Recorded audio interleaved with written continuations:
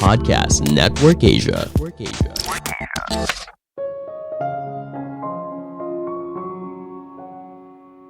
Musik yang sedih dan situasi yang mellow ternyata mengingatkan kita soal kerinduan terbesar kita yang terdalam.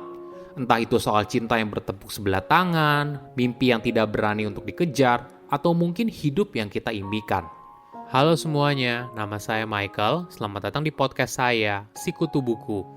Kali ini saya akan membahas kekuatan di balik lagu yang sedih dan musim hujan. Ini merupakan rangkuman dari video TED Talk Susan Cain yang berjudul The Hidden Power of Sad Songs and Rainy Days dan diolah dari berbagai sumber. Apakah kamu suka dengan musik yang sedih? Apakah kamu seringkali merasa nyaman atau mendapatkan inspirasi pada saat hujan? Tanpa kita sadari, mayoritas orang menyukai situasi ini. Karena mungkin saja hal ini mengingatkan mereka soal kerinduan yang terdalam. Entah itu soal cinta yang bertepuk sebelah tangan, mimpi yang tidak berani untuk dikejar, atau mungkin hidup yang kita impikan.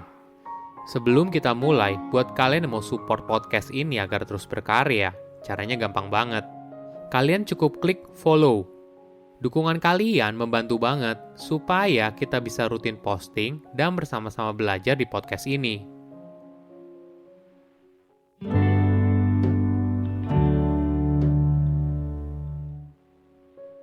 Apakah kamu merasakan kenyamanan dalam musik yang sedih atau situasi yang mellow seperti saat hujan? Jika iya, hal ini ternyata wajar. Karena mungkin saja kondisi dan situasi tersebut mengingatkan kamu atas kerinduan yang terdalam. Dalam bahasa Ibrani, kata rindu, lihistokek, berasal dari akar kata yang sama dengan kata passion atau gairah. Tempat di mana kamu menderita atau mengalami perasaan yang tidak nyaman merupakan tempat yang sama persis di mana kamu sangat peduli. Itu merupakan tempat yang sama yang menginspirasi kamu untuk meringankan rasa sakit orang lain semampu yang kamu bisa. Dan itu adalah tempat di mana kamu bisa merasakan getaran keindahan dunia yang luar biasa. Susan bercerita pengalamannya sendiri.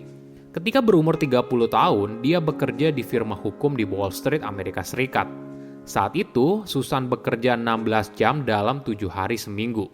Dia punya keinginan untuk mencapai level partner di firma hukumnya. Namun suatu hari, seorang senior partner mendatangi Susan dan mengatakan kalau dirinya tidak akan bisa jadi partner di firma hukum tersebut. Dia ingat seketika langsung menangis dan di hari itu juga Susan memutuskan untuk keluar.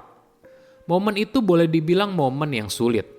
Dia berumur 30 tahun, tidak ada pekerjaan, tidak punya pasangan, dan tidak ada tempat untuk tinggal. Namun tanpa disangka, Susan menjalin hubungan dengan seorang musisi. Tentu saja hal ini di luar bayangan. Tapi Susan ibaratnya sangat terobsesi dengan pria tersebut dan tidak pernah merasakan perasaan ini sebelumnya. Hingga suatu hari, temannya bertanya, "Kamu sepertinya cinta banget sama pria itu?" Mungkin karena dia menggambarkan kerinduan terdalam kamu. Apa sih yang kamu rindukan? Hal ini membuat Susan mulai berpikir dan bertanya ke dalam dirinya. Ternyata, pria yang merupakan musisi ini menggambarkan kerinduan terdalamnya soal mimpi masa kecil. Sejak umur 4 tahun, Susan punya mimpi untuk jadi penulis. Namun mimpi tersebut tidak pernah diwujudkan karena dia akhirnya memilih untuk bekerja di firma hukum.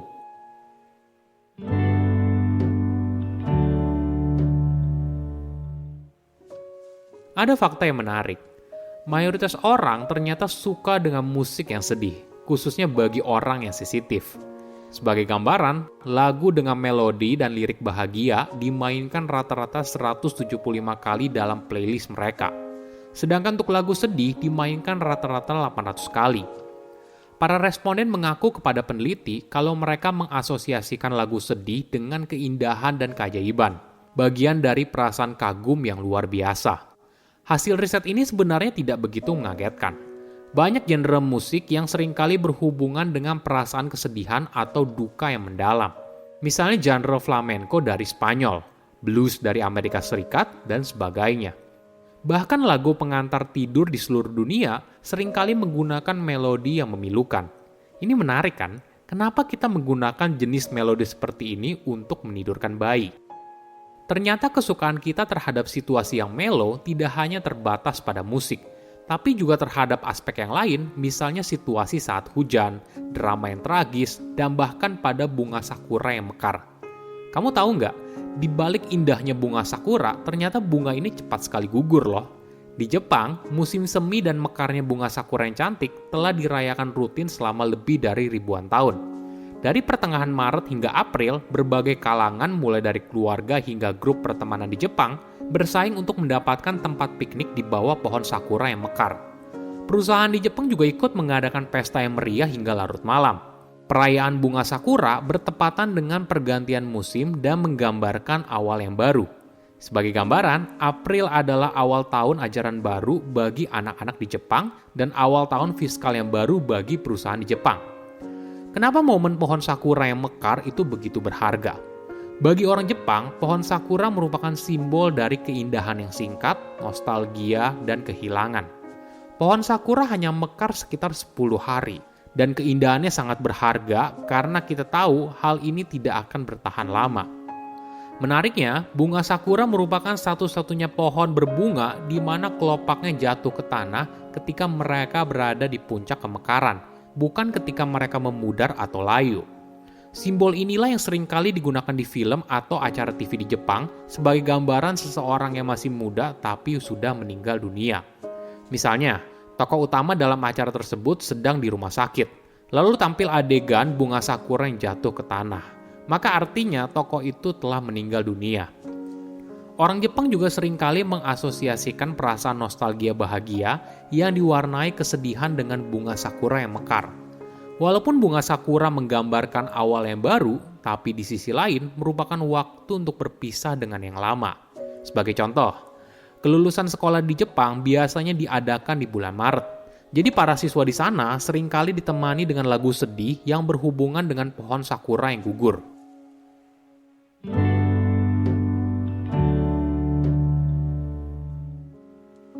Kenapa kita suka sekali dalam situasi yang mellow dan mendayu-dayu? Mungkin jawabannya karena hal ini mengingatkan kita soal kerinduan terbesar yang mendalam. Walaupun kelihatannya galau, tapi di sisi lain, situasi mellow dan penuh kerinduan ternyata merupakan sumber dari inovasi besar di dunia. Keinginan terdalam mendorong kita berani mencoba hal baru, yang mungkin awalnya hanya mimpi. Dari akhirnya memutuskan berpindah karir menjadi seniman, hingga membuat roket untuk terbang ke Mars. Di banyak cerita fiksi, kita pasti sering mendengar kalau cerita tersebut dimulai dari tokoh utama yang merupakan anak yatim piatu. Misalnya Harry Potter, Cinderella, dan sebagainya. Dalam sebuah puisi terkenal berjudul Odyssey, bercerita tentang seseorang yang rindu untuk pulang ke rumah. Kerinduan ini yang mendorong tokoh utama melakukan perjalanan yang luar biasa selama 10 tahun agar bisa pulang setelah perang Trojan di Yunani. Namun di era sekarang, budaya kita tidak merangkul situasi tersebut. Kita didorong untuk senyum dan buru-buru untuk move on. Tentu saja menjadi positif itu sangat penting. Namun yang kadang kita lupa, di mana ada terang, maka di sana ada gelap. Kita tidak akan bisa menghargai indahnya masa yang terang ketika kita tidak tahu rasanya berada dalam kegelapan. Anehnya, ketika kita berada dalam kondisi yang mellow, hati kita yang patah membuat kita bisa berempati dengan kondisi yang sama yang juga dialami oleh orang lain. Jadi ingat, di mana ada terang, maka akan ada gelap. Ketika kegelapan datang, jangan takut. Tanyakan ke dirimu sendiri, apa yang kamu rindukan? Lalu, ikuti kemana kerinduan kamu pergi. Biasanya, kerinduan kamu akan mengarahkan pada jalan yang sebenarnya ingin kamu tuju. Oke, apa kesimpulannya? Pertama, mayoritas orang suka dengan lagu yang sedih. Mayoritas orang ternyata suka dengan musik yang sedih, khususnya bagi orang yang sensitif. Sebagai gambaran, lagu dengan melodi dan lirik bahagia dimainkan rata-rata 175 kali dalam playlist mereka. Sedangkan untuk lagu sedih dimainkan rata-rata 800 kali. Para responden mengaku kepada peneliti kalau mereka mengasosiasikan lagu sedih dengan keindahan dan keajaiban, bagian dari perasaan kagum yang luar biasa. Kedua, ada pesan berharga di balik kesukaan kita terhadap lagu yang sedih. Kenapa kita suka sekali dalam situasi yang mellow dan mendayu-dayu? Mungkin jawabannya karena hal ini mengingatkan kita soal kerinduan terbesar yang mendalam. Walaupun kelihatannya galau, tapi di sisi lain, situasi mellow dan penuh kerinduan ternyata merupakan sumber dari inovasi besar di dunia. Keinginan terdalam mendorong kita berani mencoba hal baru yang mungkin awalnya hanya mimpi. Dari akhirnya memutuskan berpindah karir menjadi seniman hingga membuat roket untuk terbang ke Mars. Ketiga, merangkul sisi diri yang terdalam. Di mana ada terang, maka di sana ada gelap. Kita tidak akan bisa menghargai indahnya masa yang terang ketika kita tidak tahu rasanya berada dalam kegelapan. Ketika kegelapan datang, jangan takut. Tanyakan kepada dirimu sendiri, apa yang kamu rindukan? Lalu ikuti kemana kerinduan kamu pergi. Biasanya, kerinduan kamu akan mengarahkan pada jalan yang sebenarnya yang ingin kamu tuju. Saya undur diri, jangan lupa follow podcast Sikutu Buku. Bye-bye. Halo teman-teman, Erwin Parengkuan di sini. Bagaimana? Menikmati dong podcast yang baru saja didengar. Saya juga ingin mengundang teman-teman untuk menikmati podcast yang akan saya ajak teman-teman belajar bersama-sama, mengenal diri, mempunyai kemampuan berkomunikasi, belajar tentang hidup, belajar menjadi orang yang lebih sukses. Karena banyak sekali rahasia-rahasia, jurus-jurus atau tips yang akan saya bagikan. Saya tunggu ya. Ini semuanya untuk pengembangan potensi-potensi diri kita. Ayo bergabung di EP Pod. Sampai jumpa. Pandangan dan opini yang disampaikan oleh kreator podcast, host, dan tamu tidak mencerminkan kebijakan resmi dan bagian dari Podcast Network Asia. Setiap konten yang disampaikan mereka di dalam podcast adalah opini mereka sendiri dan tidak bermaksud untuk merugikan agama, grup etnik, perkumpulan, organisasi, perusahaan, perorangan, atau siapapun dan apapun.